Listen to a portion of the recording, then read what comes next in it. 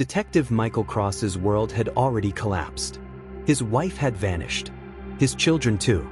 The man who once protected families now stood accused of destroying his own.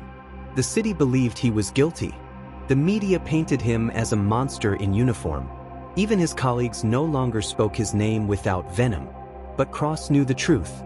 Somewhere out there, the real ribbon killer was pulling the strings and he was running out of time.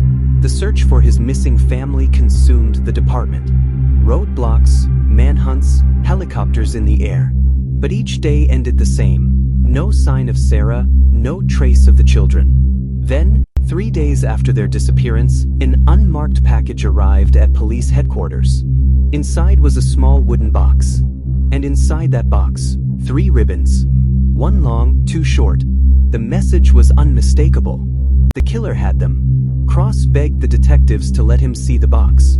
They resisted, but he was already a dead man in their eyes, so what did it matter? When he opened it, his stomach turned. The ribbons weren't ordinary. Each had something written on them. On the first, Sarah. On the second, Daniel. On the third, Emily. The names of his wife and children, written in his handwriting. Cross collapsed to the floor. His mind fractured further. Was it possible he had done this? That some buried part of him was living out this nightmare, hiding behind blackouts and forgotten hours? Or had the ribbon killer studied him so deeply that he could copy his hand, his words, his very soul? No answer came. Only silence. Then a break. A traffic camera caught an image. Sarah, alive, being led into a car. The man holding her arm wore a cap pulled low, but his profile was undeniable. It was Michael Cross, or at least, it looked like him. The department, now convinced of his guilt, moved to transfer Cross to a maximum security prison. But on the night before his transfer, chaos erupted. A guard was found unconscious. Cross's cell door unlocked. And on his pillow, a ribbon. He was gone. The city panicked. The media erupted. The ribbon killer escapes. But the truth was far stranger. Because Cross hadn't escaped. He had been taken. When he awoke, his head throbbed. He was in an abandoned warehouse, bound to a chair. The air smelled of rust and dust. Shadows stretched across the walls. And then, from the darkness, a figure emerged. Tall, broad-shouldered, wearing the same dark coat seen in every witness statement. He stepped closer, and Cross froze, because he was staring into his own face. The man smiled. "Hello, Michael."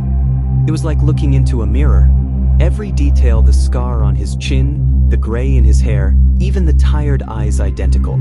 Cross's breath caught. What are you?" The man tilted his head. "I'm you, the part of you that you've tried to bury. The part that sees the world for what it is. I am the ribbon killer. And you've been helping me all along." Cross shook his head violently. "No, you're not real. You're some trick."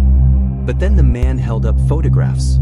Images from crime scenes, from Cross's childhood, from his own home. "I've been here since the beginning, Michael. You just didn't want to see me." The warehouse doors creaked. And there they were, Sarah and the children. Alive, terrified, bound in chairs. The other Cross circled them slowly. "You couldn't protect them. You never could. But I can. I can end their suffering. Unless you finally admit the truth that you and I are the same." Tears streamed down Michael's face. His family's lives hung in the balance. And then, for the first time in weeks, clarity cut through the madness. This wasn't him. This wasn't his mind splitting in two. This was a man, a real man, a twin brother he never knew. The truth unraveled in a flood of memories his parents had hidden. Michael was adopted.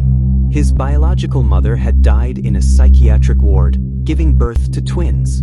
One was placed into care. The other, abandoned. Michael had grown up in a home, safe, loved, shielded from the past. The other child grew up in darkness. The ribbon killer wasn't a hallucination. He was blood, flesh, family. With that truth came strength. Cross lunged against his restraints, breaking free in a desperate search.